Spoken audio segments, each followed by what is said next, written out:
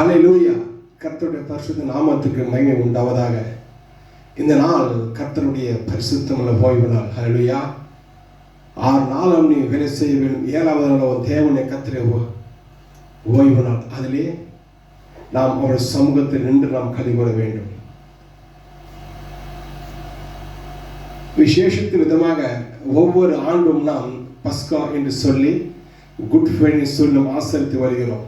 ஒவ்வொரு வருஷமும் good Friday சொல்லி வெள்ளிக்கிழமை அதாவது மாறாத வெள்ளிக்கிழமை நம்ம என்ன பண்ணுறோம்? இயேசு கிறிஸ்து இன்றைக்கு அடிக்கப்பட்டார், நம்முடைய பாவங்களுக்காக, நம்முடைய மிருக நிமித்தமாக காயப்பட்டு, நம்முடைய அக்கிரமம் அவன் நொறுக்கப்பட்டு நமக்காக ரத்தம் சிந்தி மரித்தார் என்று நினைவுக்கூர்ந்து நாம் ஆசரிக்கிறோம் ஒவ்வொரு வருஷமும் வெள்ளிக்கிழமை தினத்தன்று. ஆனால் ஒரு சத்தியத்தை நான் இன்று உங்களுக்கு சொல்ல ஆசைப்படுகிறேன், கடமைப்பட்டிருக்கிறேன். என்றால் சத்தியத்தை அறிவில் சத்தியம் விடுதலையாக்கும் என்று கதம் சொல்லுகிறது. ஆம், கிறிஸ்துவாகிய நாம் ஒவ்வொருவருக்கும் என் ஆண்டவர் ரத்தம் சிந்திருக்கிறார். உனக்காக எனக்கு ரத்தம் சிந்தி, அந்த ரத்தம் பொய்யை பேசுவதற்கு அல்ல, மெய்யை பேசுவதற்கு இன்றைக்கு நீங்களும் நானும் அழைக்கப்பட்டு இருக்கிறோம்.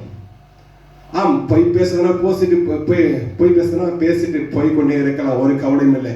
ஆனால் உங்களுக்கும் எனக்கும் நித்திய ஜீவனிலே இடம் இருக்காது, இடம் கிடைக்காது. ஏனால் பொய்யை விரும்பி நாங்கள் யாவரும் அவர்கள் புறமே தள்ளப்படுவார் வெளிப்படுதல் கடைசி அதிகாரத்தை போல சொல்லப்பட்டிருக்கிறது. பொய்யை விரும்பி அதை நாடி போகிறவர்கள் அவர்களுக்கு நித்திய ஜீவன் இல்லை என்று வேதம் மிகவும் திட்டம் தெளிவுமாக அப்படியே எழுதப்பட்டிருக்கிறது. எழுதப்பட்ட இந்த வார்த்தைக்கு, எழுதப்பட்ட இந்த எழுத்துக்கள் விரோதமாக பேசுகிற ஒவ்வொரு வார்த்தையும் அது பொய்க்கு சமமாகவே எடுத்துக்கொள்ளப்படும். ஏனென்றால் இந்த வேதத்தை கொடுத்தது சத்தியமுள்ள தேவன், பரிசுத்த ஆவியானவர். அப்படி ஏவுதனாலே கொடுக்கப்பட்ட இந்த வேதத்தை இன்றைக்கு மனிதர்களாக நாம் என்ன பண்றோம்? நமக்கு ஏற்றபடி நாம் எடுத்துக்கொள்ளும். நமக்கு எது தேவையோ, நமக்கு எது நன்மை தருகின்ற காரியம் எதுவோ அதை மாத்திரம் நாம் ஏற்றுக்கொண்டு, சத்தியத்தை ஒருவேளை கிடைப்பதால் நமக்கு நன்மை கிடைக்காது என்று அறிந்தவர் நாம் அதை விட்டு விடுகிறோம் அல்லவா? இதுதான் பொய். ஆம், அவன் பொய்யுக்கு பிதாவாய் இருக்கிறான், மேற்கொண்டு அவன் மனுஷ கொலைபாதகனாக இருக்கிறான். அதிலே நம் சபை விழுந்துவிடக் கூடாது. சபை என்றால் சத்தியத்தை போதிக்க வேண்டும். சத்தியத்தை போதிக்கத்தான் சபையை ஆண்டவர் நிறுத்தினார். அவர் சொன்னார், பேதுருவே, இந்த கல்லின் மேல் என் சபையை நான் கட்டுவேன் என்று. பாதாள வாசல்கள் உன் சபையை மேற்கொள்வது என்று ஆண்டவர் சொல்லி இருக்க, இன்றைக்கு பாதாளத்துக்கு வாசகங்களாகி பொய்க்கு பிதாவாய் இருக்கிற அவன் சபையை மேற்கொண்டு அநேக பொய் சத்தியங்களை விளாசிக்கொண்டு அவன் ஆடிக்கொண்டு வருகிறான். அதை கேட்க ஒருவருக்கும் திராணி இல்லை. இன்றைக்கு சபைகள் முதுகெலும்பு இல்லாத சபைகள் தான் சொல்ல வேண்டும். சத்தியத்துக்கு கீழ்ப்படி அவர்களுக்கு மனதில்லை. சத்தியத்தை நம்பிக்க வேண்டும் என்று அவர்களுக்கு மனதில்லை. சத்தியத்தை போதிக்க வேண்டும் என்று அவர்களுக்கு விருப்பம் இல்லை. ஏனால் சத்தியத்தை போதித்தால் இவர்களுக்கு நன்மை போய்விடும் அல்லவா? நன்மை போய்விடும். என் ஆண்டவர் சொன்னார், பொய்யை விரும்பி அதை நாடி போகிற யாவரும் புறம்பே தள்ளப்படுவார்கள் என்று, அங்கே அழுகையும் பற்கரிப்பும் உண்டாயிருக்கும் என்று. இந்த நாளை நாம் பார்க்க போகிறதான செய்தி பஸ்கா ஆட்டுக்குட்டி. அதாவது நமக்கு தெரிய வேண்டும் என்றால் குட் ஃப்ரைடே. நமக்கெல்லாம் தெரியும் குட் ஃப்ரைடே என்று நம்முடைய மனதிலே ஒரு நாள் வைக்கப்பட்டிருக்கிறது, அதுக்கு பெயர் கொடுக்கப்பட்டிருக்கிறது குட் ஃப்ரைடே என்று. ஆனால் ஆதி திருச்சபையிலே இந்த பெயர் எல்லாம் கொடுக்கப்படவில்லை, குட் ஃப்ரைடே என்று கொடுக்கப்படவில்லை. சரி, பரவாயில்லை, ஏதாவது ஒரு பெயரை வைத்து நாம் வழிபட வேண்டும் அல்லவா? ஒரு பெயர் வைத்து நாம் அதற்கு சில காரியம் செய்ய வேண்டும் என்பதற்காகவே ஒரு பெயரை வைத்து பரவாயில்ல, போகட்டும். குட் ஃப்ரைடே, அதாவது குட் ஃப்ரைடே நல்ல வெள்ளிக்கிழமை. என்றால் இந்த நாளில் ஆண்டவர் மரித்தார் என்பதை நினைவு கூறும்படியாக, அந்த நல்ல காரியத்துக்காக அவர் மரித்தார் என்பதை நினைவு கூறுவதுதான் இந்த குட் ஃப்ரைடே என்று பெயர் வைத்திருக்கிறார்கள். ஆனால் இந்த குட் ஃப்ரைடே, அதாவது ஆண்டவர் மரித்த நாளை ஒவ்வொரு வருஷமும் நாம் சரியாக நாம் கடைபிடிக்கிறோம் என்பதுதான் என்னுடைய கேள்வியாக இருக்கிறது. கிறிஸ்துமஸ் என்று ஒன்றை கொண்டு வந்தார்கள். புறஜாதியான மதத்திலிருந்து சூரிய கடல், அதாவது சிருஷ்டிகரை விட்டுவிட்டு சிருஷ்டியை தொழுது கொள்ளும்படியாக சூரியனுக்கு வழிபடும் அந்த நாளை கிறிஸ்துமஸ் நாளாக புறஜாதியரை கொண்டு வந்தான். அதை கிறிஸ்துவர்கள் ஏற்றுக்கொண்டார்கள். ஆதி கிறிஸ்தவர்கள் அப்படி அல்ல. 4ஆம் நூற்றாண்டுகளுக்கு பிறகு வந்த கிறிஸ்தவ மதம் புறஜாதியை தழுவினபடியினாலே புறஜாதிகள் உள்ளுக்கு புறஜாதியின் அந்த பண்டிகைகள் உள்ளுக்கு வந்தது. அதிலே கிறிஸ்து கலக்கப்பட்டார், கலப்படமாயிற்று. இன்றைக்கு வரைக்கும் கிறிஸ்துமஸை சபைகள் கொண்டாடி கொண்டு வருகின்றன. கிறிஸ்துமஸ் என்று. ஆனால் அந்த தினம் உண்மையிலே அது கிறிஸ்துவுக்கு சொந்தமானதா? எதற்காக பொய்யை பேச வேண்டும்? இதற்காக பொய்யை கிறிஸ்து பிறந்த எதற்கு பொய்யாக பேச வேண்டும்? கிறிஸ்துவ மதம் என்பது அது சத்தியத்தை பேசுகிற மதம். அது சத்தியத்தை பேசுகிற மதம். இன்றைக்கு எவ்வளவோ காரியங்கள் 1 2 அப்படியே கூட்டிக் கொண்டு வந்து கிறிஸ்துவ மதம் எதை எடுத்தாலும் பொய்யாக மாறிவிட்டது. Christmas, good Friday, Easter, new year, இதுல எதுவுமே உண்மையான சத்தியம் இல்லை. நான் ஒன்றை உங்களுக்கு சொல்ல கண்டுபிடிக்கிறேன். இன்றைக்கு நீங்களும் நானும் இயேசு ரத்தத்தால் மீட்கப்பட்டு அவரை விசுவாசித்து நாம் அவருடைய பிள்ளைகளாக இருக்கிறோம். ஆம், வசனம் அப்படிதான் சொல்லுகிறது. 1 யோவான். நாம் அவர் நாமத்தினால் விசுவாசம் வைத்து அவர் ஏற்றுக்கொண்ட அத்தனை பேரும் நம்முடைய பிள்ளைகளாக அதிகாரம் கொடுத்திருக்கிறார் என்று. நாமெல்லாம் விசுவாசத்தின் பிள்ளைகள். ஆபிரகாமின் பிள்ளைகள் விசுவாசத்தின் பிள்ளைகள் தான். ஆனால் ஒன்றை நான் சொல்ல ஆசைப்படுகிறேன். இன்றைக்கு தமிழர்களுக்கு அவர்கள் ஒரு தனி கேலண்டர் உண்டு. அவர்கள் இந்த கேலண்டர் ஏற்றுக்கொள்வதில்லை. ஆங்கில கேலண்டர் ஏற்றுக்கொள்ள.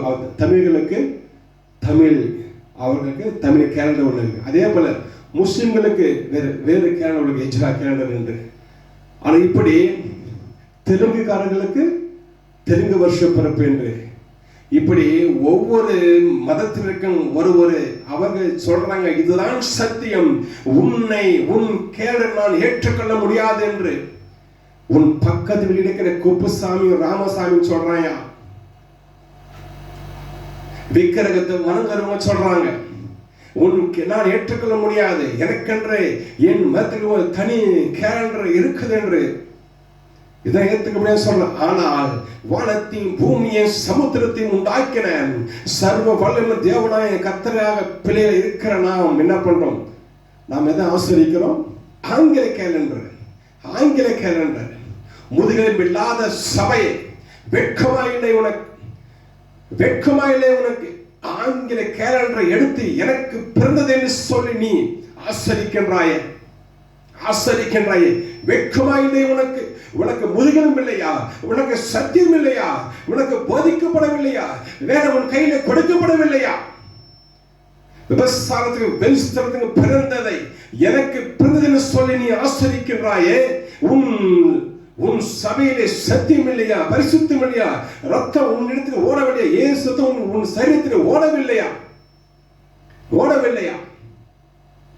உன் பக்கத்தில் இருக்கிற குப்புசாமி ராமசாமி சொல்றான் எனக்கு இந்த கேலண்டர் ஒத்து வராது, எனக்கு தனி கேலண்டர் இருக்கு, அதை நான் ஆசரிப்பேன் என்று. அவங்களுக்கு தமிழ் கேலண்டர், முஸ்லீம்களுக்கு வேற கேலண்டர், தெலுங்குக்காரங்க வேற கேலண்டர். ஒருவருக்கு அவங்களை சமயத்தில் வைத்திருக்கும் பொழுது கிறிஸ்துவாகிய உங்களுக்கு நமக்கு ஒரு கேலண்டர் இல்லை. நமக்கு கேலண்டர் இல்லை, கடன் வாங்குறோம், பிச்சை எடுக்கிறோம். ஆங்கில கேலண்டர் வைத்துக் கொண்டு நியூ இயர் கொண்டாடுகிறார்கள். வெட்கப்பட வேண்டிய விஷயம் இது வெட்கப்பட வேண்டிய விஷயம். நாட்களை உண்டாக்கினது உன்னுடைய தேவன், நாட்களை உண்டாக்கினது என்னுடைய தேவன். அவன் உருவாக்கவில்லை, அவன் திருடிக் கொண்டான். அதை எடுத்து நீ வாசிக்கிறாய், அதை எடுத்து நீ போதிக்கிறாய். ஆம், வானத்தை பூமியை உண்டாக்கின கர்த்தர் இன்றைக்கு நாம் அவனுடைய பிள்ளைகளா இருக்கிறபடினாலே உனக்கும் எனக்கும் தான் சொந்தம். நீங்க தான் சொல்லணும், கிறிஸ்தவனாகிய நாம் தான் சொல்லணும் இந்த நான் ஆசரிப்பேன் என்று.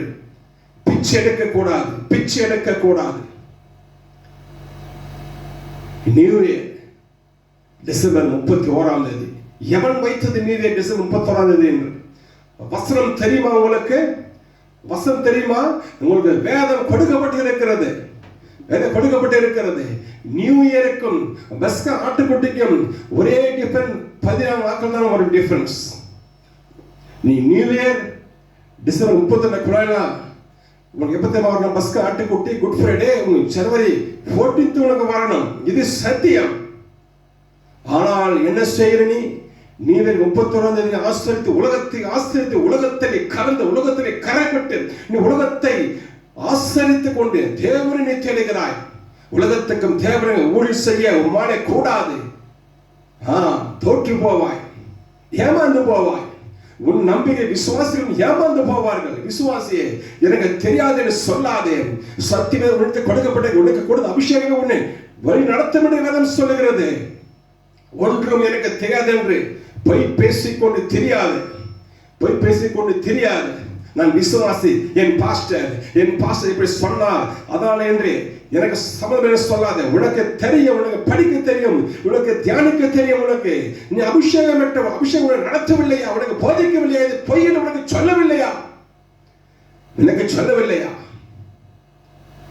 31ஆம் தேதி நீ கொண்டாடி விட்டு மார்ச்சிலே ஏப்ரல் என்ன பண்ற? குட் ஃப்ரைடே கொண்டாடுற. இதுல எது தப்பு, எது ரைட்டு? நியூ இயர் ரைட்டுன்னா குட் ஃப்ரைடே தப்பு. அப்ப நியூ இயர் தப்புன்னா குட் ஃப்ரைடே ரைட்டு. ஒன்னு ரைட்டு, ஒன்னு தப்பு. எப்படி இல்லை? கிறிஸ்துவ 100% உண்மையுள்ள மதம், உண்மையுள்ள மார்க்கம். அது மதத்தை போதிக்கவில்லை, மார்க்கத்தை போதிக்கிறது. 31ஆம் தேதி நியூ இயர் கொண்டாடுற, மார்ச் ஏப்ரல்ல குட் ஃப்ரைடே கொண்டாடுற. என்னையா வித்தியாசம் உனக்கும் பேரியல் மக்களுக்கும்? என்ன உலகத்தோடு நீ கலந்து விட்டாய், கரைபடித்துக் கொண்டாய். இடத்திலே சத்தியம் இல்லை. நான் சொல்றேன், நான் சீக்கிரம் உன்னை எடுத்து போடுவேன். நான் சொல்லுகிறேன், சீக்கிரம் என்ன பண்ணுவேன்? எடுத்து போடுவேன், மிதிப்பேன், உன்னை வாந்தி போட பண்ணுவேன். ஹல்லேலூயா. நியூ இயர் யாருக்கு? அது யாருக்கு நியூ இயர்? அது ஆங்கில புத்தாண்டு. நீ கிறிஸ்தவனா இல்ல ஆங்கிலேயனா? நீ கிறிஸ்தவனா அல்லது ஆங்கிலேயனா? ஆங்கிலேய புத்தாண்டு கொண்டு நீ கொண்டாடி கொண்டு இருக்கிறார். சபையிலே 12 மணிக்கு ஹாப்பி நியூ இயர் வானவேடிக்கை காட்டுகிறாய். உன் சபையும் அப்படியே வானவேடிக்கை காட்டப்படும். கடைசி நாளே உன் சபை மக்களும் வானவேடிக்கையிலே காட்டப்படும். உனக்கு சத்தியத்தை போதிக்கதான் சபை. எதற்காக சபைக்கு வருகிறோம்? பரிசுத்தமாக வேண்டும். ரத்தத்தினால் நம்ம நீதிமன்றம் ஆக்கியிருக்கிறார். எதற்கு சபை நம்ம பரிசுத்தமாக்குவது? பரிசுத்தம் என்றால் அவருடைய வார்த்தையை கை கொண்டு அதன்படி நாம் தியானித்து அதன்படி வாழ நாம் பரிசுத்தமாக்கிக் கொண்டே வருகிறோம். ஆனால் சபையிலே சத்தியத்தை காணவில்லை. சத்தியத்தை தேடிக்கொண்டு இருக்கிறோம். இங்கேயும் ஒன்று அங்கேயும் ஒன்று என்று நிலையான சத்தியம் இல்லை. பொய் பேசுறாங்க. தனக்கு ஆதாயம் உண்டாக்கத்தக்கவாறு திருத்தி பேசுறாங்க. ஹல்லேலூயா. அதனால்தான் வசனம் சொல்லுது, அதிக ஆக்கின அனுபவம் என்று அநேகர் போதகரா ஆகாதீங்க. நான் போதகன். இப்ப எப்படின்னா எப்படி தெரியுமா? அப்போ தடி எடுத்தவெல்லாம் தண்டல்கார், பைபிள் எடுத்தவெல்லாம் போதகர், தொட்டி கட்டினவெல்லாம் ஞானஸ்தானம் கொடுக்கிறவங்க. ஹல்லேலூயா. ஞானஸ்தானம் கொடுக்கிற போதகரே 3 நாளுக்கு முதல் உன் கை என்ன செய்தது என்று உனக்கு தெரியுமா? உன் வாய் என்ன செய்தது என்று உனக்கு தெரியுமா? இன்னைக்கு கிறிஸ்துவ பரிசுத்தம் என்றால் 3 நாள் தான் பரிசுத்தம் இருந்தால் போதும். அவர்களுக்கு பஸ்காவை புசிப்பதற்கு, ரத்தத்தை புசிப்பதற்கு தாவீது 3 நாள் அவன் ஸ்திரீனிடத்து சேரவில்லை. 3 நாள் எங்களுக்கு போதும் என்று போதிக்கிற போதகரே, விசுவாசிக்கிற விசுவாசி, நீ தாவீதை ஃபாலோ பண்ணி ஆனால் இயேசு கிறிஸ்துவை ஃபாலோ பண்றியா? நீ தாவீதை ஃபாலோ பண்ண, நீ விழுவே பட்சப்படுத்த பண்ணி விழுந்து திருவே விலகுற பட்சமால் உண்டு. நீ தாவீதை ஃபாலோ பண்ணலாம். இயேசு கிறிஸ்துவை நீ விசுவாசித்து என்றைக்கும் நீ குற்றமற்றவனா பரிசுத்தமுள்ளவா நீ இருப்பதேண்டாம். நித்திய ஜீவனை உனக்கு அவர் கொடுப்பா. நித்திய கொடுப்பார். ஞானஸ்தானம் கொடுக்கிற போதகமார்களே, உன் கை என்ன செய்து 3 நாளைக்கு முன்ன என்ன செய்தது? உன் மனைவியோடு என்ன செய்தது? உன் வாய் என்ன செய்தது? உன் சரீரம் என்ன செய்தது? அங்கம் என்ன செய்தது? ஹல்லேலூயா, ஹல்லேலூயா. ஒரு பரிசுத்தம் வேணையா? உன் கையில ஞானஸ்தானம் எடுத்தா ஒரு பரிசுத்தம் வேணும். உன் கையை கரைப்பட்ட இச்சை நிறைந்த உன் கை, இச்சை நிறைந்த உன் கை, இச்சை நிறைந்த உன் சரீரம், நீ ஒரு விசுவாசி தொடும் பொழுது உண்மை இருக்கிற உன் அந்த இச்சையினாலே அந்த விசுவாசிக்கு நிச்சயம். அதனால இன்றைக்கு பாருங்க, எந்த விசுவாசியும் பரிசுத்தமாக முடியல. எந்த விசுவாசியும் ஞானஸ்தானம் பெற்றோம் ஆவியினால பிறக்க முடியல, பரிசுத்தமாக. ஏன்? ஏன்? பாஸ்டர் பாஸ்டர் பாஸ்டர் பாஸ்டர்ல பாஸ்டர் அவங்களாம் அன்றைக்கு அப்போஸ்தலர்களை கொடுத்தாங்க. அப்போஸ்தலர்கள் மனைவியோடு சேரவில்லை, மனைவியோடு சேரவில்லை, பரிசுத்தமா வாழ்ந்தாங்க. அவங்க கொடுத்தாங்கயா ஞானஸ்தானம். இன்றைக்கு தொட்டி கட்டணம்லாம் மாஸ்டர், தொட்டி கட்டினா நானும் பாஸ்டர், நானும் ஞானஸ்தானம் கொடுக்கிறேன். ஹல்லேலூயா. இன்றைக்கு கிறிஸ்து மதம் சீரழிந்து கொண்டே இருக்கிறது. இந்த உலகத்துக்காக அடிமைப்பட்ட கிறிஸ்துவம் இன்றைக்கே இப்படியே போயிருந்த ஒரு காலத்தில் கிறிஸ்துவம் என்பது அது ரொம்ப அடித்தரமான கேவலமான நிலைமைக்கு போய்விடும். இதை சீர்படுத்த யாரும் இல்லை, இதை சீர்படுத்த யாரும் இல்லை. கிறிஸ்துவம் என்றாலே அது பரிசுத்தமையா, அது பரிசுத்தம். பரிசுத்தத்தை பேசுறதா ஏன் கிறிஸ்தவம்? மற்ற மதத்தில் அது இல்லை. எப்படி எனக்கு தெரியல. கிறிஸ்தவம் என்றால் பரிசுத்தத்தை நீ போதிக்க வேண்டும். இதெல்லாம் பாவம் எதுன்னு உனக்கு தெரியல. எப்படி உனக்கு பரிசுத்தம் எப்படி தெரியும்? உனக்கு இச்சை எனக்கு பாவம் என்று உனக்கு தெரியல, உனக்கு தெரியல. நான் கேட்கிறேன், நீ உன் மனைவியோடு சேர்றைய இச்சை இல்லாமல சேர்ற? சொல்லு. இச்சை இருந்தால்தான் நீ மனைவியோடு சேர முடியும். இச்சை இல்லாமல் ஒருவனும் உன் மனைவியோடு சேர முடியாது. இச்சை ஒரு பாவம் என்று உனக்கு தெரியல. நீ என்னையா வாழ்ந்து என்னையா நீ என்ன பண்ண போற? சொல்லு. சாவல் வரைக்கும் இச்சையில வாழ்ந்து உனக்கு பரலோகம் கிடைச்சிருமா? உனக்கு கிடைச்சிட பரலோகம் கிடைச்சிருமா? மாம்சம் ரத்தமும் பரலோகம் சொல்லுகிறது. நீ மாம்சத்தோடு ரத்தத்தோடு நீ வாழ்ந்து விட்டு மரித்து போனால் நீ உயிர் தெரிந்துருவியா? பரலோகம் சென்று விடுவியா? பரிசுத்தம் இல்லாமல் தேவனை தரிசிக்க முடியாது என்று சொல்லுகிறது. ஹல்லேலூயா. அப்படிதான் இந்த உலகம் இன்றைக்கு கிறிஸ்துவம் உலகத்திலே அடிபணிந்து கொண்டிருக்கிறது. சத்தியம் இல்லை. இன்றைக்கு பாருங்க, அங்கங்க ஊழியக்காரங்க விபச்சாரத்தில் பிடிபட்டு இச்சிலே பிடிபட்டு எங்க பார்த்தாலும் இதே பேச்சு தான். ஊழியக்காரன் விபச்சாரத்தில் பிடிக்கப்பட்டான், ஊழியக்காரன் இச்சையிலே விழுந்தான் என்று, ஊழியக்காரன் 2 மனைவி என்று, எங்க பார்த்தாலும் இதே பேச்சு. ஏன் இப்படி போய் கொண்டிருக்கிறது? ஏன் இப்படி போகுது? ஆதி சபைகள் போதித்த வசனங்கள் வார்த்தைகள் அப்படி. சபை சொல்லுது நியாயப்பிரமாணம் ஒழிந்து விட்டதுன்னு சொல்லுது. சபை சொல்லுது நியாயப்பிரமாணம் நமக்கு இல்லைன்னு சொல்லுது. என்ன சொல்லியிருக்கிறது? ஒரு ஸ்திரியோடு விபச்சாரம் செய்யக்கூடாது. உனக்கு திருமணமானா அடுத்த மனைவியோட நீ போய் சேரக்கூடாது. அது விபச்சாரம் என்று நியாயப்பிரமாணம் சொல்லுது. ஆனால் சபை என்ன சொல்லுது? நான் நியாயப்பிரமாணத்தை அடிமை இல்லை, அதுல நான் வெளியே வந்து நியாயப்பிரமாணம் சம்பந்தம் இல்லை அப்படி சொன்னா என்ன பண்ணுவான் கிறிஸ்தவ ஊழியக்காரன்? சொல்லுங்க. அடுத்த மனைவியோட போய் சேரலாம், இச்சையை பிறப்பிக்கிறான், குழந்தையை உண்டாக்குகிறான், பேரெல்லாம் நாரி போகுது, ஊரெல்லாம் நாரி போகுது. சபையை ஆனா இப்ப சொல்ற நீ விபச்சாரம் பண்ணு சொல்ற. சபை சொல்லுது நீ விபச்சாரம் பண்றன்னு. இல்ல சபையை நீதான் சொன்ன, நீதான் போதித்த. நான் நியாயப்பிரமாணத்தை நான் இல்லைன்னு சொன்ன, நீதான் சொன்ன. அப்ப நியாயப்பிரமாணத்தை எழுதியிருக்கிறது, அதை செஞ்சா நீ குற்றவாளின்னு சொல்ற. ஆனா நீ போதித்து கொண்டு இருக்கிற. சபையில ஒரு தெளிவு இல்லை.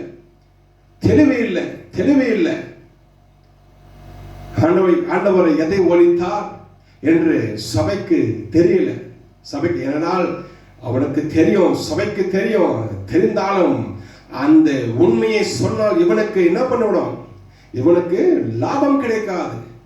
Because he is doing business in the temple. என்ன பண்றான் இன்னைக்கு சபை? ஆலயத்தை வியாபாரமாக்கி கொண்டிருக்கிறான். வியாபாரம், பிசினஸ். ஒவ்வொரு சபையும் பாருங்க, இன்னைக்கு பிசினஸ் தான் போயிருக்குதாங்க. சபையில சத்தியம் இல்லை, வார்த்தை இல்லை, அக்னி இல்லை, அபிஷேகம் இல்லை, அந்நிய பாஷை இல்லை.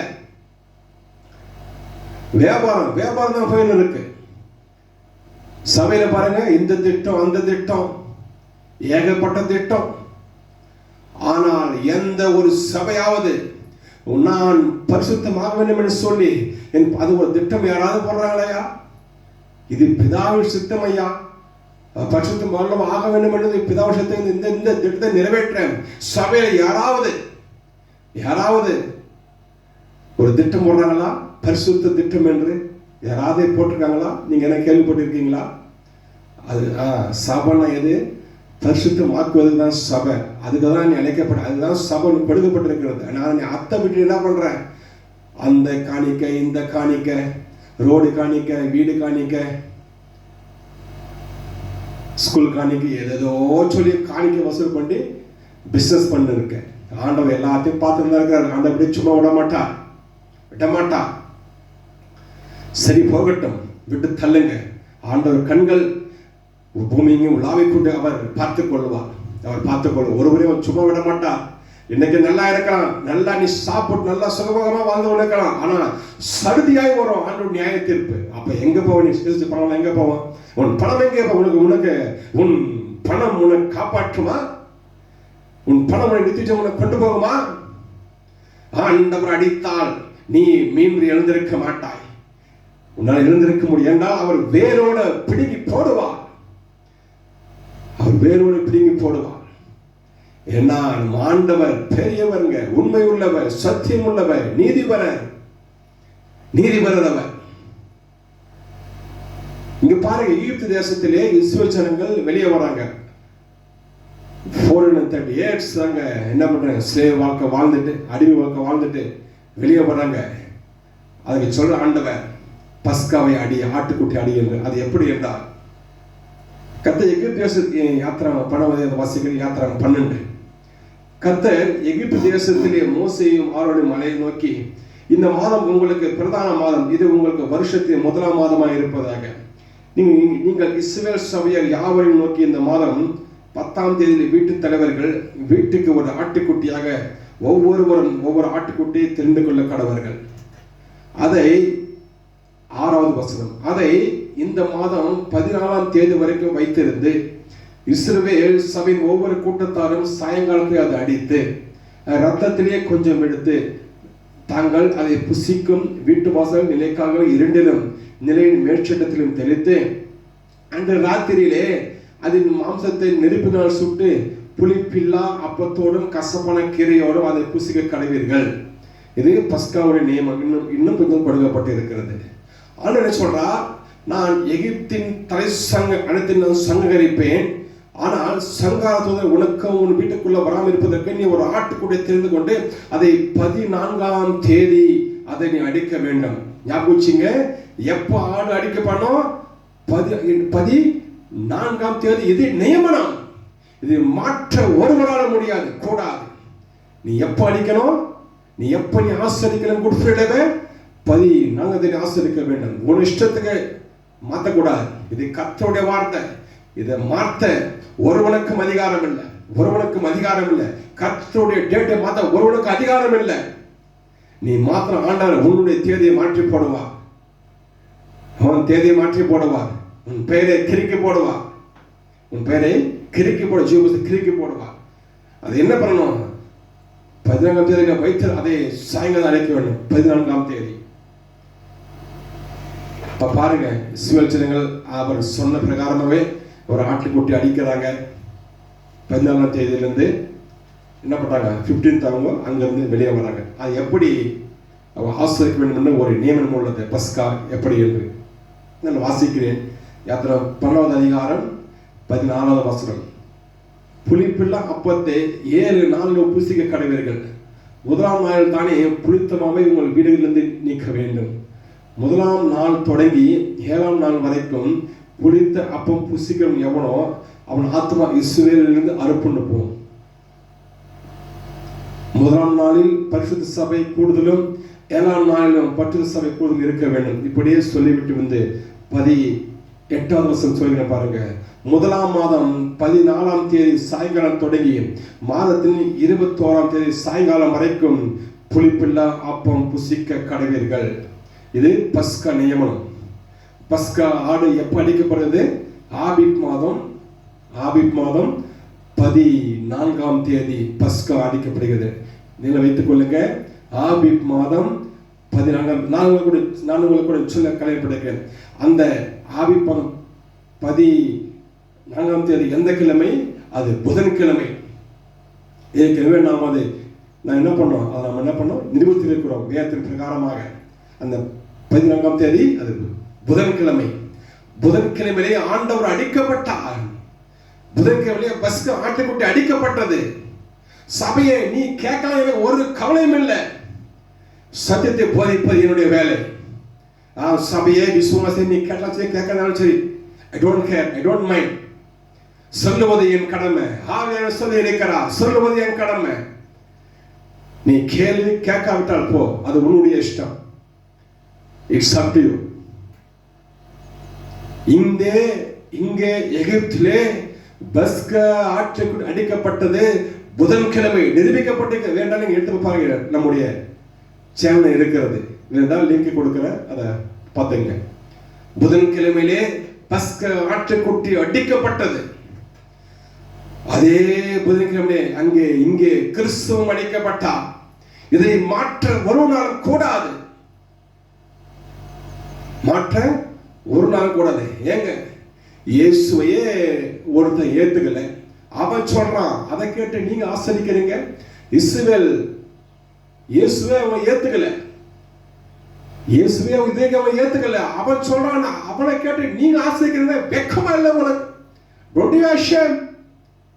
இயேசுவை ஏத்துக்காத ஒருத்தன் புறஜாதியா அந்த கிறிஸ்துவ சொல்லலாம். ஏன்னா இயேசுவை ஏத்துக்கிற யாரு? அந்த கிறிஸ்துவ இயேசுவை ஏத்துக்க மாட்டாங்க. இயேசுவையே அவன் ஏத்துக்கல, ஆனால் அவன் சொல்றான் வெள்ளிக்கிழமை செத்தார் என்று, அடிக்கப்பட்டார் என்று. அதை நீங்க நம்புறீங்க? உங்களுக்கு அபிஷேகம் இல்லையா? ஆண்டவர் உங்களோட பேசவில்லையா? உங்களுக்கு கணக்கு தெரியாதா? உங்களுக்கு காலங்கள் இதானிக்க தெரியாதா? எனக்கு தெரியாதா? கிறிஸ்துவை ஏற்றுக்கொள்ளாத ஒருத்தன் சொல்றான், அதை கிறிஸ்துவை ஏற்றுக்கொண்ட நீ நம்புற.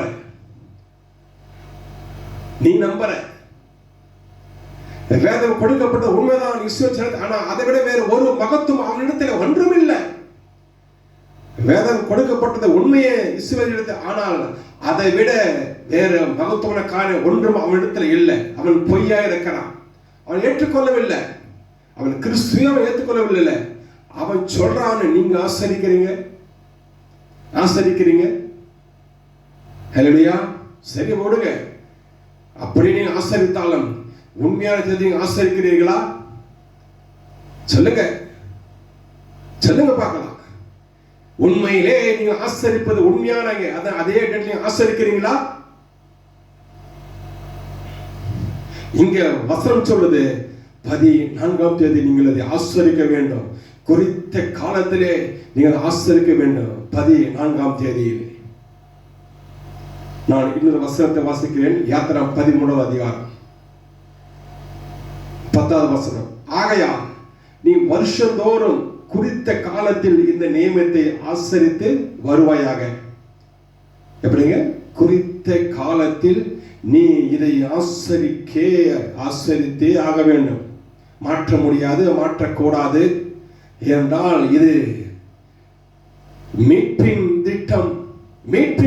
இது இதே நாளில் தானே ஆண்டவர் பஸ்கா பண்டிகை நாளில் தானே அவர் அடிக்கப்பட்டார். நீங்க சொல்றீங்க வெள்ளிக்கிழமை என்று, நான் சொல்றேன் பஸ்கா பண்டிகையின் முதல் நாள் அப்ப அவர் அடிக்கப்பட்டார் என்று. நான் சொல்றேன் 14ஆம் தேதி, நீங்க சொல்றீங்க இல்ல வெள்ளிக்கிழமை என்று. எது உண்மை? வசனம் என்ன சொல்றது? 14ஆம் தேதி அவர் அடிக்கப்பட வேண்டும். அது வெள்ளிக்கிழமை, சனிக்கிழமை, ஞாயிற்றுக்கிழமை அதெல்லாம் எனக்கு தெரியாது. அவர் எப்ப அடிக்கப்படணும்? 14ஆம் தேதி அடிக்கப்பட வேண்டும். இங்க அப்படிதான் வசனம் சொல்றது பழைய ஏற்பாட்டுல.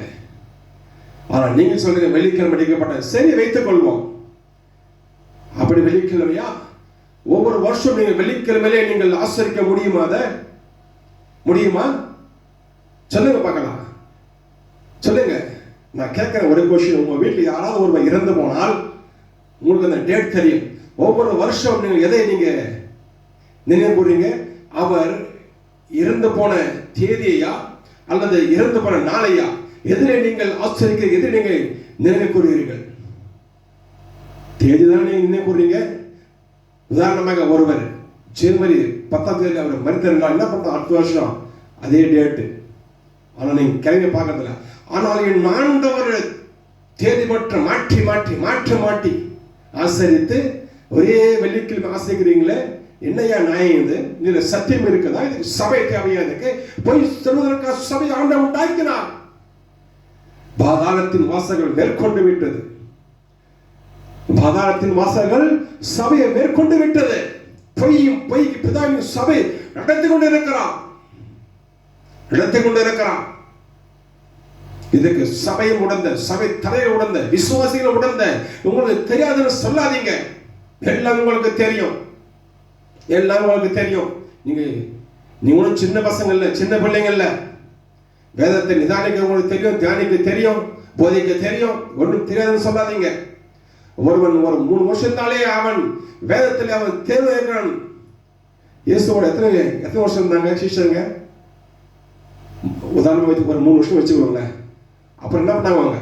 போய் ஊழியம் செய்யல, வசனத்தை போதிக்கல. இன்றைக்கு சபையில 10 வருஷம் 20 வருஷம் விசுவாசி விசுவாசி அப்படியே போய் சேர்றது, விசுவாசியே போய் சேர்றது. ஏன்? உனக்கு இன்ட்ரெஸ்ட் இல்லை. உனக்கு உங்ககிட்ட அனலும் இல்லை, குடிலும் இல்லை. வாயில வாந்தி போடுவா. நீ சபையில் இருக்கிறியா? கொஞ்சம் 5 வருஷம் தான் உனக்கு. அதுக்கப்புறம் ஊழியம் செய்யணும். நீ ஊழியம் செய்ய வைக்கலாம். அவன் பாஸ்டர் சரியில்லை, அவ்வளவுதான் நான் சொல்லுவேன். 5 வருஷத்துக்கு அப்புறம் நீ ஊழியம் செய்யலாம். உன் மேய்ப்பன் சரியில்லை, மேய்ப்பன் சரியில்லை. அவனுக்கு எண்ணம் எல்லாம் அவன் அப்படியே விசுவாசியவே இருக்கிறது அவனுக்கு எண்ணம். ஏன்னா நீ விசுவாசி இருந்தா தான் அவன் பாஸ்டா இருக்க முடியும். ஹல்லேலூயா. இன்றைக்கு ஒவ்வொரு போதகர்கள் பாஸ்டர் என்ன பண்றாங்க? தன் சுயநலத்துக்காகவே இருக்கிறாங்க. சத்தியம் இல்லை. சத்தியம் இல்லையா சபையில? சத்தியம் இல்லையா? சத்தியம் கிடையாது சபையில. இச்சகமான வார்த்தைகள், கட்டு கதைகள், உலகத்தோடு சம்பந்தங்கள், உலகம் என்னவெல்லாம் சொல்றதோ அதுக்கெல்லாம் சபை என்னப்படுது? தலையாட்டுது. தலையாட்டி போகும்போதுதான் இன்னைக்கு என்ன சபை. ஆனால் ஆதி திருச்சபை அப்படி அல்ல. அது சத்தியத்துக்கு தலை வணங்காது. அது தலை வணங்க ஆதி திருச்சபை. அப்ப என்ன சொல்றதுங்க? ஆபிப் மாதம் 14ஆம் தேதி நீங்கள் ஆட்டுக்கு அடிக்கப்பட வேண்டும், அடிக்கப்பட வேண்டும். அதை நீங்க மாற்றக்கூடாது, அதை நீங்க மாற்றக்கூடாது. இங்க சொல்றது ஆகிய 6 வருஷந்தோறும் குறித்த காலத்தில் இந்த நியமத்தை ஆசரித்து வருவாயாக. குறித்த காலம் நான் வாசிக்கிறேன். என்ன 9ஆம் அதிகாரம் அந்த குறித்த காலம் என்றால் என்ன என்று வாசிக்கிறேன். ஒருவேளை நீங்க சொல்லலாம் குளிர் காலம், வெயில் காலம். இல்லை இல்லை, குறித்த காலம் என்பது பாருங்க. என்னாகும் 9ஆம் அதிகாரம், என்னாகும் 9ஆம் அதிகாரம். அவர் எகிப்து தேசத்திலிருந்து புறப்பட்ட 2ஆம் வருஷம் 1ஆம் மாதத்தில் கர்த்தர் சீனை வனாந்தரத்தில் மோசேயை நோக்கி, குறித்த காலத்தில் இஸ்ரவேல் புத்திரர் பஸ்கா ஆசரிக்க கடவர்கள். இந்த மாதம் 14ஆம் தேதி அந்தி நேரமான வேலையாக குறித்த காலத்தில் அந்தி நேரமாகிய வேலை என்பதுதான் குறித்த காலம். அது எப்போ? அது இந்த மாதம் 14ஆம் தேதி அந்தி நேரமான வேலை, அதாவது 3 மணிக்கு அந்தி நேரமான வேலையிலே குறித்த காலத்தில் அதை ஆசரிக்க கடவீர்கள். அதற்குரிய எல்லா கட்டளையின்படியையும் முறையின்படியும் அதை ஆசரிக்க கடவுள் வேண்டாம். அப்படியே பஸ்காவை ஆசரிக்கும்படி மோசே இஸ்ரவேல் புத்திரருக்கு கட்டளையிட்டான். 5வது வசனம். அதனால் 1ஆம் மாதம் 14ஆம் தேதி அந்தி நேரமான வேளையில் சீனாய் வனாந்தரத்தில் பஸ்காவை ஆசரித்தார்கள். கர்த்தர் மோசேக்கு கட்டளையிட்டபடி எல்லாம் இஸ்ரவேல் புத்திரர் செய்தார்கள். அப்ப என்னங்க குறித்த காலம் என்பது எதை குறிக்குது? குறித்த காலம் என்பது 14ஆம் தேதி அந்தி சந்தி வேலை. அதுதான் குறித்த காலம். நீ இஷ்டத்துக்கு மாத்திக்க கூடாது, நீ மாற்றக்கூடாது. உனக்கு அதிகாரம் இல்லை, உனக்கு அதிகாரம் இல்லை. உனக்கு கர்த்தருடைய வார்த்தை மாத்த உனக்கு அதிகாரம் இல்லை. ஒரு முறை 10 ஆசிரிக்கிறேன், இன்னொரு 20 ஆசிரிக்கிறேன். இப்ப டேட்டை மாறி மாறி மாறி ஆசிரிக்கிறேன். கேட்டால் இஸ்ரவேல் சொன்னான், இஸ்ரவேல் சொன்னான். அவன் இயேசுவே அவன் ஏத்துக்கிற வேண்டும். இஸ்ரவேல் என்ன பண்றாங்க? அவனோட இயேசுவை ஏத்துக்கல. அவன் சொன்னான், நீங்க அதை கேட்டு ஆசிரிக்கிறீங்க. ஒரு சின்ன லாஜிக் கூட இல்லாம இருக்கிறீங்க. நான் மறுபடியும் கேட்கிறேன், உங்க வீட்டுல உங்க அப்பா செத்துட்டாரு. எப்போ? ஜனவரி 10 செத்துட்டாரு. ஜனவரி 10. எப்போ நீங்க அதை நினைவு போடுறீங்க? ஒரு வருஷம் கழிச்சு ஜனவரி 20 இல்ல ஜனவரி 25 இல்லையே, அதே டேட் தானே, ஜனவரி 10 தான் நீங்க ஆசிரியக்கிறீங்க. அப்ப ஏன் கிறிஸ்துவ மட்டும் மாறி மாறி மாறி அவளை சாவடிக்கிறீங்க? ஏன் போய் பேசுறீங்க? உலகம் வந்துடுச்சா? உலகம் வந்துடுச்சா? இதுல சில பேர் சொல்றாங்க, சில அறிவாளிகள் இருக்கிறாங்க, இஸ்ரவேலுக்கு 354 நாட்கள், ஆனால் இந்தியன்ஸுக்கும் 360 டேஸ் சொல்றாங்க. நீ எப்படி இருந்தாலும் சரி, அங்க 354 360 இல்ல அங்க 360 எப்படி இருந்தாலும் சரி, உங்களுக்கு டேட் அப்படின்னா டேட்டு மாறும், கிழமையும் மாறும். ஒரே ஒரு கிழமை வெள்ளிக்கிழமை ஒரு போதும் வராது. அது வரும் எப்படின்னா 7 வருஷத்துக்கு ஒரு தடவை வரும். 7 வருஷத்துக்கு ஒரு தடவை அதே டேட் அதே கிழமை 7 வருஷத்துக்கு ஒரு தடவை தான் வரும். வருஷம் உனக்கு வராது. நீ வேணா செக் பண்ணி பாருங்க, செக் பண்ணி பாருங்க. 7 வருஷத்துக்கு ஒரு தடவை அதே டேட் அதே நாள் வரும். ஆனா வருஷம் நீங்க டேட் மாத்துறீங்க, ஆனா கிழமையை மாத்ததில்லை. வெள்ளிக்கிழமை என்று ஏன் அப்படி பொய் சொல்றீங்க? ஏன்னா நீங்க சொல்லணும், சண்டே அவர் உயிர்த்தெழுந்தார் சொல்லி அதனால நீங்க சபை ஆசரித்து நீங்க சபையை நடத்தணும், பொய் சொல்லணும். ஏன் நீங்க சண்டேனா அதனால ஆண்டவர் உயிர்த்தெழுந்தார் என்று நீங்க பொய் சொல்லி என்ன பண்ணணும்? கலெக்ஷன் பண்ணணும். இந்த திட்டம் அந்த திட்டம். ஏன்னா அப்பதான் நீங்க கவர்மெண்ட் லீவ் விட்டுருக்காங்க இந்தியால. மற்ற நாள் வச்சா ஜனங்க வரமாட்டாங்களே, கலெக்ஷன் ஆகாத. சபைய உனக்கு சத்திய சொல்ல வேண்டும், உனக்கு ஆசை இல்லை, உனக்கு எண்ணம் இல்லை, நோக்கம் இல்லை. உன் எண்ணம் எல்லாம் பணத்தை நிரப்ப வேண்டும். சத்தியம் ஒரு இடத்துல இல்லை, சத்தியம் இல்லை. அது எப்படியா? வெள்ளிக்கிழமை மாறாத வருது உனக்கு, கூட மாறாதவன் சிந்திக்க திராணி இல்லையா? உனக்கு சிந்திக்க உனக்கு ஒன்றுமில்லையா? எனக்கு சோறு பரவல எங்க அப்பா இயேசு கிறிஸ்து என் பாஸ்டர் அல்ல. பாஸ்டருக்கு நான் தான் தரணும். எனக்கு ஒண்ணு பாஸ்டர் ₹1 தர மாட்டார். விசுவாசியை கேட்டுக்கோ, மாசம் நீ பாஸ்டர் என்ன பண்ற? மாசம் பாஸ்டருக்கு காணிக்க தர. ஆனா உனக்கு ஒண்ணா பாஸ்டர் ₹1 தராரா? உனக்கு கேட்டா சொல்லுவாரு, இது கர்த்தருடைய பணம் என்று. கர்த்தருடைய பணம் யாருக்கு போனோம்? ஏழைங்களுக்கு போனோம். கர்த்தருடைய பணம் விதவைகளுக்கு போனோம். அதுக்கு தான் நீ காசு வாங்குற. தரித்திரருக்கு போனோம். நீ வீடு கட்டி கும்மாளம் பண்ண கூத்தடிப்பதற்கல்ல, கோப்பாட்டை வைத்து சுற்றி திரிவதற்கல்ல, அவங்க நகையை வாங்கி பிளாட்டை வாங்கி அவள் தருவதற்கல்ல. சபை பணம் அது தரித்திரருக்கு, லேவியருக்கு, ஒன்றுமில்லாம இருக்கிற விதவைகளுக்கு, அவைகளை நீங்க தாங்கலையா? அதுதான் உண்மையான ஆதி திருச்சபை.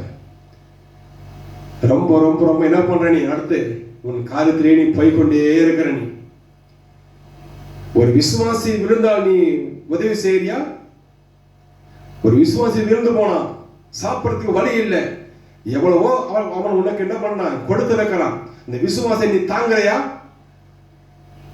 சபை போதை நான் உங்களை பார்த்தா கேட்கிறேன். ஒரு விசுவாசி வீட்டுல சாப்பிடறதுக்கு வழி இல்லை, சொத்துக்கு வழி இல்லை, உங்களால் தாங்க முடியுமா? நீ உதவி செய்யறீங்களா? கர்த்தர் கணக்கு கேட்பார்.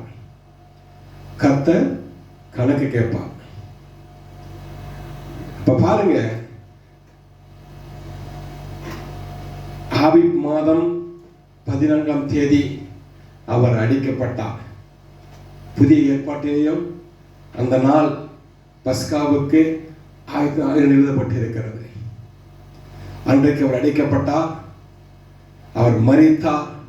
அவர் மரித்த தேதி ஆபீப் மாதம் 14ஆம் தேதி. அது என்ன கிழமையா இருக்கட்டும், ஆபீப் மாதம் 14. இது நியமனம். ஒருவரும் இதை மாற்றக்கூடாது, மாற்ற முடியாது, மாற்றக்கூடாது. ஆபீப் மாதம் 14ஆம் தேதி. ஒருவேளை நீங்கள் சொல்லலாம், இஸ்ரவேலுக்கும் எங்களுக்கும் அந்த என்ன பண்ணலாம், டேட் டிஃபரன்ஸ் உண்டு என்று. இஸ்ரவேல் 354 நாட்கள் ஒரு வருஷத்துக்கு, ஆனால் இந்தியாவிலே 365, லீப்பில் மட்டும் 366. ஒருவேளை அதை நீங்கள் கம்பேர் பண்ண என்ன பண்ணோம், டேட்டு மாறும், கிழமையும் மாறும். ஒருவேளை நீங்கள் கம்பேர் பண்ணால் டேட்டு மாறும், கிழமையும் மாறும். அல்லது ஒருவேளை இஸ்ரவேலுக்கு 2 மாதம் எடுத்துக்கொண்டால் டேட் மாறும், கிழமை மாறும். அல்லது இந்திய பிரகாரம் எடுத்துக்கொண்டால் என்ன பண்ணுவோம், டேட்டு ஏதாவது ஒண்ணுத்துல வாங்க. ஆத்திர ஒரு சிறுத்து கால சொல்லுறாங்க, இங்கேயும் அங்கேயும் எடுத்து சபையிலே சத்தியம் இல்லையா, சத்தியமே போச்சியா. சத்தியம் இல்லாத சபை நீங்க என்ன பண்ண, நிறைய சபை வெறிச்சோடி கிடக்குது. விசுவாசம் உள்ள போனா உள்ள என்ன பண்றாங்க, வெறிச்சோடி இருக்கிறது. ஒரு தேவ பிரசன்னம் இல்லை. வாயை திறந்தா பாஸ்டர் இது வேணும், அது வேணும், இந்த தேவை, அந்த தேவை, இதை கட்டணும், அதை கட்டணும், இதேதான் பிரச்சனை, போராட்டம், இதே பிராணம் தான். இடம் வாங்கணும், இடம் வாங்கினதுக்கு அப்புறம் அது ஒரு பில்டிங் கட்டணும், பில்டிங் கட்டி உன் பேர்ல ரிஜிஸ்ட்ரேஷன் பண்ணிக்கணும், அவ்வளவுதான். வேற எதுக்கு இல்லை. நீ சத்தியத்தை போது ஆண்டவர் கொண்டு வருவார். நீ ஏன் அழிக்கிற, வாயில அசிங்கமா இல்லை உனக்கு?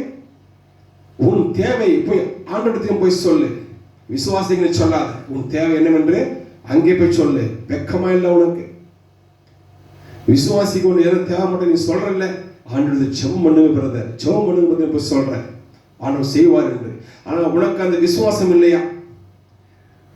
உனக்கு அந்த விசுவாசம் இல்லை. நீ சொல்ற ஆனா செய்ய மாட்டேங்கிற.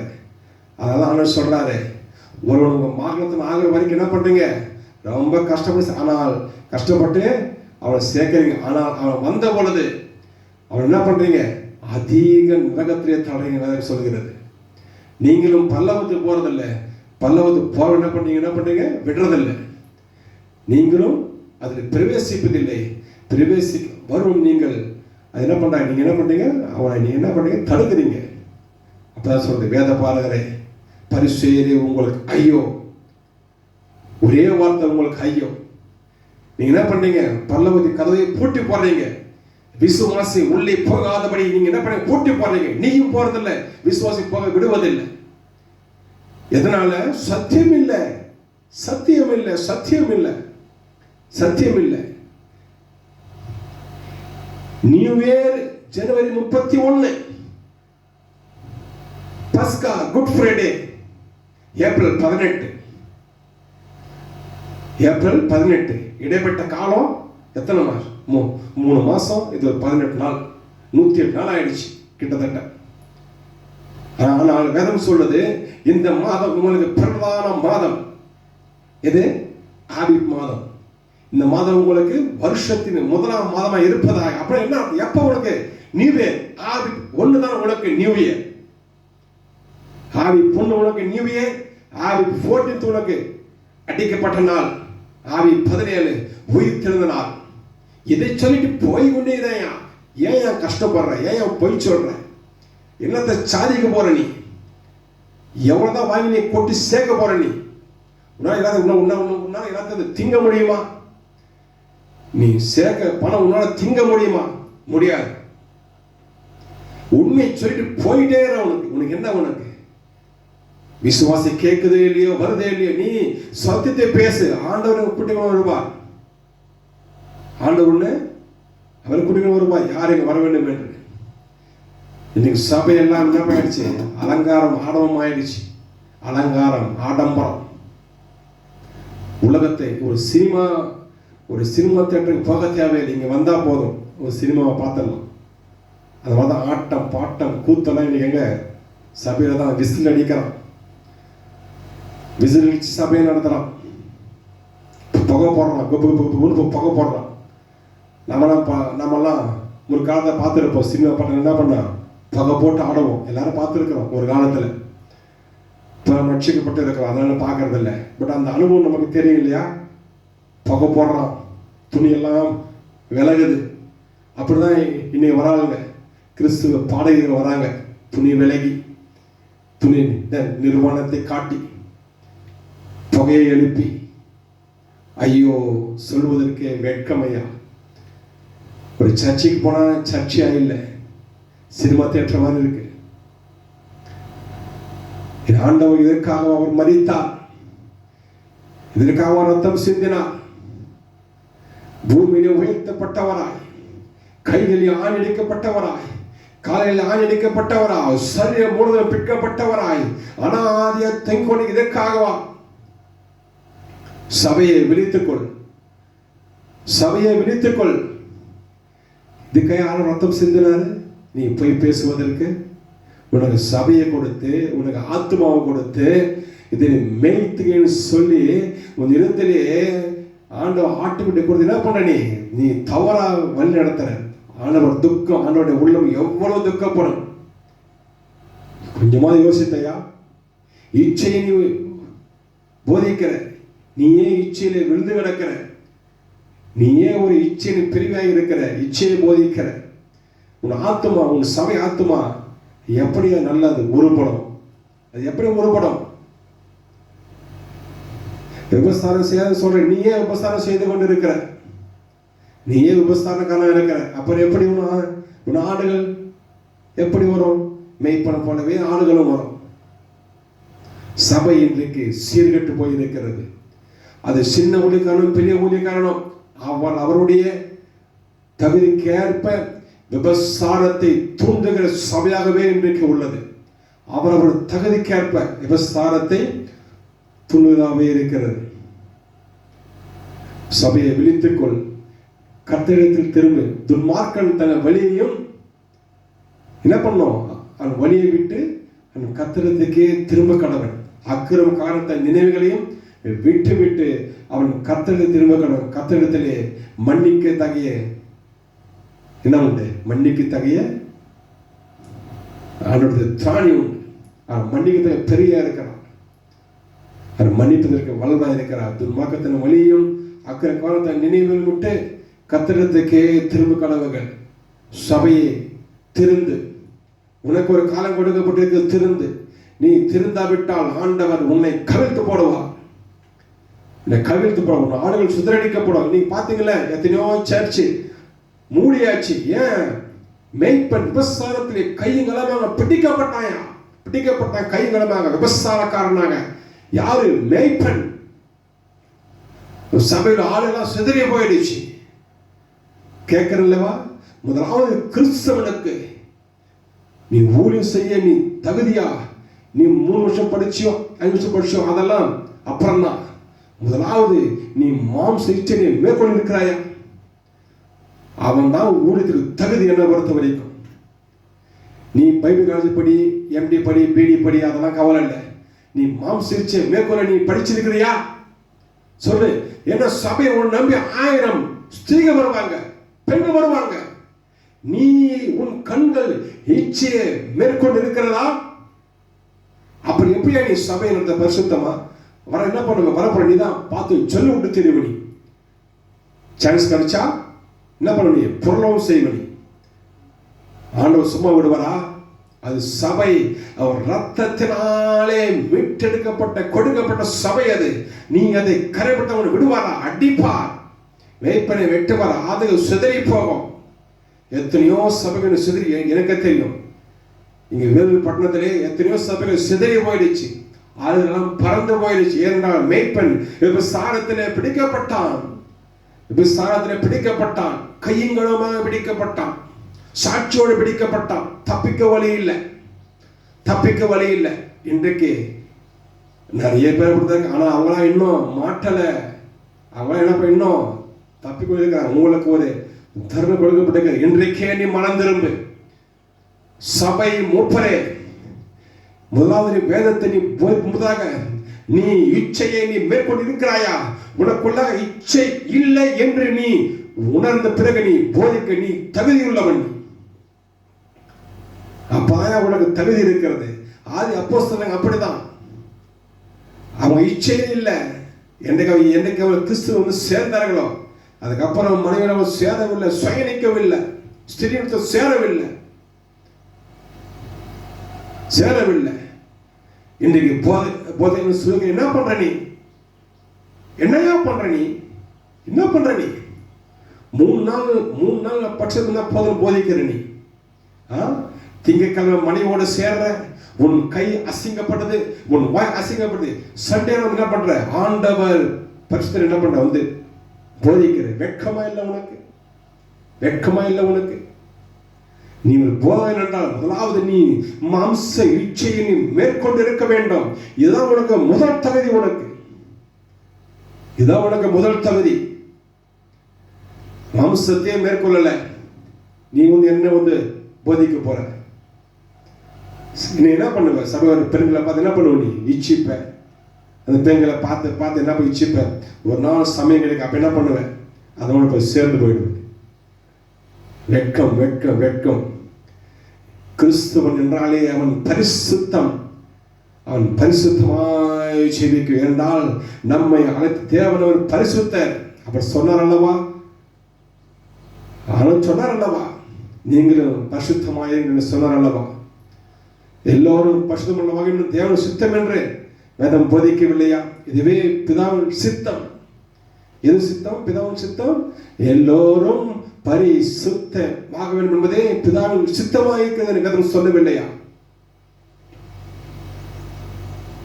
வேதம் சொல்லவில்லையா? இன்றைக்கும் ஒரு தருணம் நமக்கு கொடுக்கப்பட்டிருக்கிறது. நாம் எங்கே விழுந்தோம் என்று அந்த நிலைமையை நாம் அறிந்து கொண்டு பாவம் செய்யாத ஒருவனும் இல்லை என்று சொல்கிறது. தன் பாவத்தை மறைக்கிறவன் வாழ்வடைய மாட்டான். அறிக்கை செய், விட்டு விடு, திருந்து பரிசுத்தமாக சபையை நடத்து, உன் சபையிலே மகிமையா தேவ வீட்டு நடப்பார். அற்புத அநியாயங்களை செய்வார். ஆண்டவர் தேர்றார். ஒரு சபையாவது இருக்குமா? உத்தம சபை எங்க இருக்குமா பார்க்கிறார். எல்லாம் கரை கரை கரை கரை கரை. ஒருத்தன் பொருளாசையை ஒள்ளி கொண்டு இருக்கான். ஒருத்தன் திட்டம் போட்டு பணத்தை வாங்கி கொண்டே இருக்கிறான். ஒருத்தன் இச்சையை தூண்டுறான், இன்னொருத்தன் இச்சையை விழுந்து நடக்கிறான். இப்படி ஆளுகள் எல்லாம் என்ன பண்ற அப்படியே பார்க்கிறார். ஆண்டவர் மனம் கசந்தாடுறார்.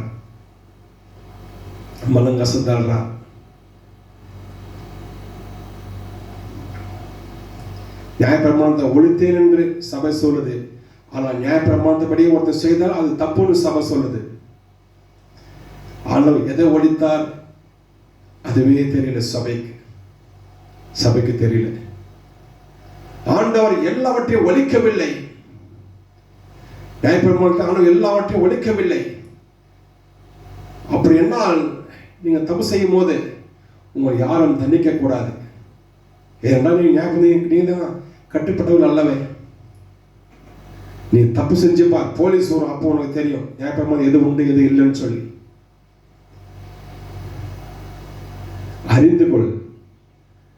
வேதம் என்பது உன்னை சீர்படுத்த, ஸ்திரப்படுத்த, பரிசுத்தம் நிற்க வைக்கதான் வேதம் உனக்கு கொடுக்கப்பட்டு இருக்கிறது. உன் இஷ்டத்துக்கு ஆட்டம் போடுவதற்கு அல்ல. கிறிஸ்து இதற்காக ரத்தத்தை சிந்தி சபையை அவர் விலைக்கிரமாக அவர் கொடுக்கவில்லை. உன் கையில் நீ நடத்துவ, நீ சபையை நல்லா நடத்துவ, ஆளுகளை நீ கொண்டு வருவேன் நம்பிதான் சபையை உங்ககிட்ட ஒப்பு கொடுக்கிறார்.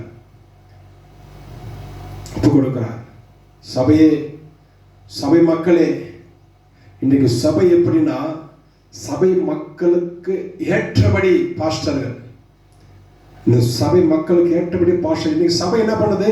எங்களுக்கு ஒரு கொண்டாட்டம் வேணையா, கிறிஸ்துமஸ் வை. அவங்க என்ன பண்றாங்க? மற்றவங்க போல எங்களுக்கு ஒரு பண்டிகை வேணும். ஜாதிகளை போல எதுக்கு? புசிக்க, குடிக்க, எழுந்து விளையாட என்று எழுதியிருக்கிறபடி நாங்களும் புசிக்கணும், நாங்களும் குடிக்கணும், நாங்களும் எழுந்து விளையாடணும் என்று சொன்ன பிரகாரமாகவே எங்களுக்கு வேணும் என்று சொல்லி சபை எப்படி அன்றைக்கு சவுல் அந்த ஆடுகள்லாம் தப்ப விட்டு அவன் 2 மணி அல்லவா சவுல் கேட்கிறாரு, என்னப்பா இந்த ஆடுகள் சத்தம் பண்ணலாம்? அப்ப சொல்ற மத்தியா கர்த்தருக்கு இது பலியிட நாங்கள் வைத்திருக்கிறோம் என்று. ரெண்டகம் வெள்ளி சூனியம் ரெண்டகம். இன்றைக்கு சபைக்கு சபை மக்கள் ஏற்றபடி போதகர், சாடிக்கேத்த மூடி, விசுவாசிக்கேத்த போதகர், போதகருக்கு ஏற்ற சபை ரெண்டுமே ஓடுது ஒரு கிளியர் அண்டர்ஸ்டாண்டிங்ல. நீ விழுந்து போ, சபை விழுந்து போகும். ஒருவனும் உனக்கு நிற்க முடியாது, ஒருவனும் நிற்க முடியாது. நீ விழுகிற போது தூக்க ஒருவரும் இல்லை. ஆண்டவர் வந்தாலும் மாத்திரம் ஒன்று தூக்க முடியும். அதான் நான் சொல்வது என்னவென்றால், வேதத்தின்படி ஆபீல் மாதம் 14ஆம் தேதி ஆண்டவர் அடிக்கப்பட்டார், ரத்தம் சிந்தினார். அதை நீங்கள் சரியாக நினைவு கூற வேண்டும், நினைவு கூற வேண்டும். அதாவது கிழமை மாறி மாறி நிச்சயம் ஒரே நிச்சயமாக மாறி மாறி தான் வரும். நீங்க செக் பண்ணி பாருங்க. வெள்ளிக்கிழமை வெள்ளிக்கிழமையே வராது. நீங்க தவறு செய்து வருகிறீர்கள். இனியும் தவறு செய்யாதபடி, விசுவாசம் இருந்தாலும் சரி, போதா இருந்தாலும் சரி, நீங்கள் திருந்தி சத்தியத்தை ஏற்றுக்கொண்டு அது நடக்க வேண்டும் என்று ஆண்டவர் ஆசைப்படுகிறார். கர்த்தர் தாமே உங்களை ஆசீர்வதிப்பாராக. ஆமென், ஆமென்.